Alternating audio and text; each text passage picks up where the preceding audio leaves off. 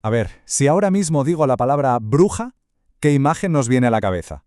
Seguramente la de siempre, ¿no? La anciana con la nariz ganchuda, el sombrero de pico, la verruga, vamos, la que vuela en escoba. Es la villana de los cuentos, el monstruo de las pelis. Pero, ¿y si todo eso, toda esa imagen no es más que la punta del iceberg? ¿Y si esconde una historia mucho, mucho más compleja? Vale, vamos a meternos de lleno. Esta imagen es una pasada. Es una de las representaciones más potentes y, la verdad, más terroríficas de la brujería. El aquelarre de Goya. Es como si hubiese metido siglos de miedo en un solo lienzo. Pero aquí viene lo interesante.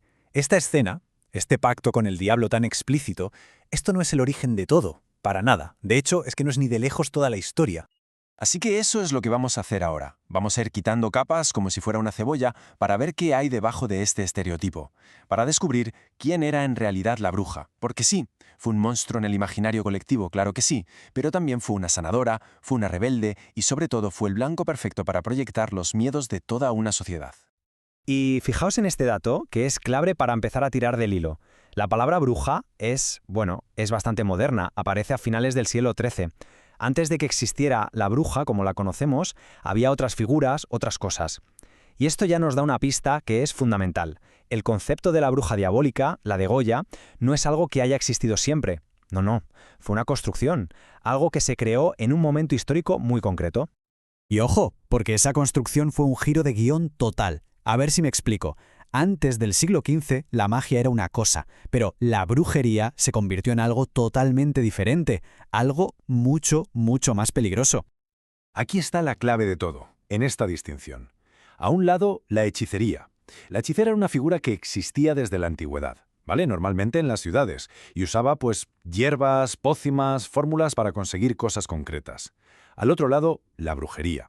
Esta es la nueva, la que se inventa, por así decirlo, al final de la Edad Media. Y su poder no viene de lo que sabe, no. Viene de un pacto con Satán. Y claro, eso lo cambia todo. Eso la convierte en una hereje, en una enemiga directa de Dios y de todo el sistema. Y esta cronología lo deja clarísimo. Fijaos, durante más de 1000 años, la postura oficial de la Iglesia era, básicamente, de escepticismo. Pensaban que era cosa de superstición, de gente del campo. Pero a partir del siglo XIV, ¡pum!, todo empieza a cambiar. La magia se empieza a ver como herejía. Y el punto de no retorno, el momento en que todo se descontrola, es 1484. El Papa Inocencio VIII dice, sí, las brujas existen de verdad, y con eso se abre la veda para la persecución sistemática.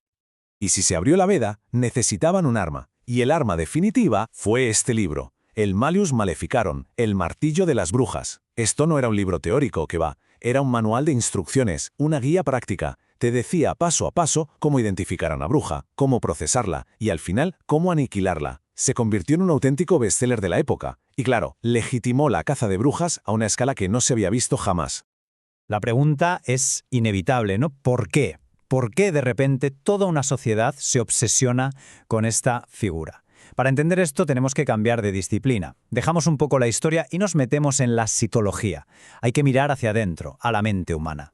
Y una de las explicaciones más potentes es esta, la proyección. La caza de brujas fue, en gran medida, un acto de proyección masiva. ¿Qué significa esto? Pues que la sociedad cogió sus propios demonios internos, sus miedos, sus deseos más oscuros, su propia crueldad, y los puso fuera, en una figura, la bruja.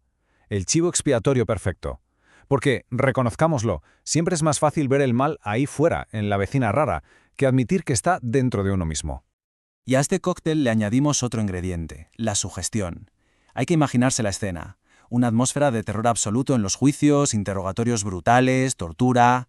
En esa situación, muchas de las acusadas acababan creyéndose su propia culpa. Llegaban a confesar que habían volado aquelarres, porque en ese estado de indefensión total, la historia que les metían en la cabeza se sentía más real que su propia inocencia. Es tremendo. Freud le puso un nombre a esto, el retorno de lo reprimido. La idea es que todo lo que la moral de la época intentaba aplastar, los instintos, la sexualidad, la agresividad, todo eso no desaparecía sin más. ¿Qué va? Volvía. Y volvía con muchísima fuerza, pero disfrazado. Disfrazado en la figura del diablo. Por eso es tan revelador que el demonio fuera a la vez el que te tentaba para pecar y el que luego te castigaba por ello. Es el reflejo perfecto del conflicto que todos llevamos dentro. Y es que Freud con esta frase hizo una conexión brutal. Conectó a las víctimas de la caza de brujas con sus propias pacientes de histeria. Se dio cuenta de que muchas de las que llamaban poseídas eran, en realidad, si lo traducimos a hoy, personas con un sufrimiento psicológico enorme. Y esa angustia, ese dolor, salía como podía, a través del único lenguaje que su cultura les daba para expresarlo, el de la posesión del diablo.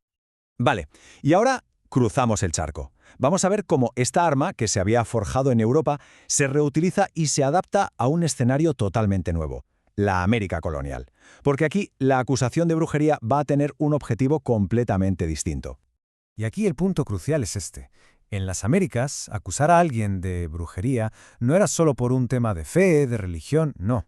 Se convirtió en una herramienta política, una herramienta de colonización. Se usó para acabar con la medicina ancestral, para imponer una moral sexual cristiana y al final del día para justificar la violencia y el robo de tierras. Fue, simple y llanamente, una herramienta para imponer una cultura por la fuerza.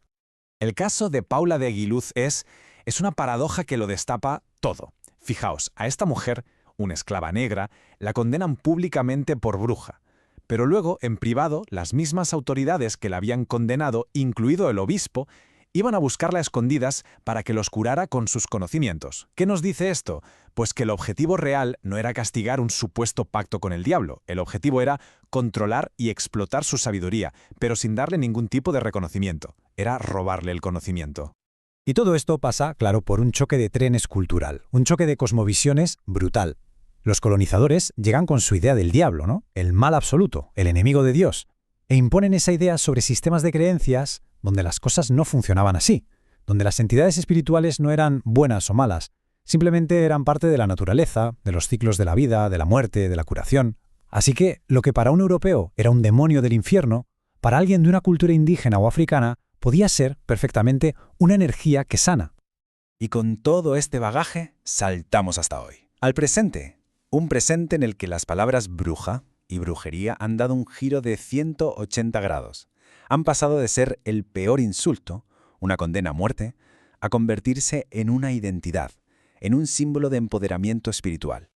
Y esta cita, que es de un foro de internet de un practicante actual, lo clava, lo explica perfectamente. Para entender de qué va la brujería hoy, es súper importante separar dos conceptos que casi siempre se confunden.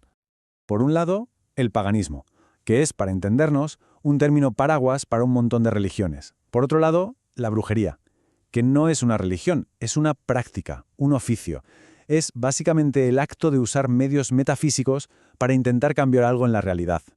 Por eso tiene todo el sentido lo que decía la cita. Puede ser una bruja cristiana o una bruja atea, porque se ve como una habilidad, no como una fe a la que te ascribes. En el fondo, la bruja moderna sigue teniendo dos caras, que son como un eco de toda su historia. Por un lado, tienes a la practicante de lo que se llama magia blanca, que es la que conecta con esa figura de la sanadora, de la curandera. Y por otro, la que practica la magia negra, que sería la heredera de la idea del maleficio, del mal de ojo. Pero en el fondo, las dos parten de lo mismo, la creencia en que se puede manejar un poder que va más allá de lo que vemos. Entonces, llegados a este punto, y después de todo este viaje, ¿quién es la bruja? ¿Con qué nos quedamos? Pues es que ha sido todo eso a la vez. ¿Ha sido el monstruo que asusta por la noche? Sí, pero también la curandera del pueblo. Ha sido la enemiga de la fe establecida y también un símbolo de resistencia. Resistencia contra el poder colonial y el patriarcado. Y quizá esa sea la mejor conclusión de todas. La bruja nunca ha sido una sola cosa, porque en realidad siempre ha sido un espejo en el que cada sociedad se ha mirado. Y dependiendo de la época, dependiendo de quién mirase, en ese espejo se han reflejado nuestros miedos más profundos. El miedo a la naturaleza, el miedo a lo femenino, a lo desconocido, a la rebelión y, por encima de todo, el miedo a esa parte de nosotros mismos que no nos atrevemos ni a mirar.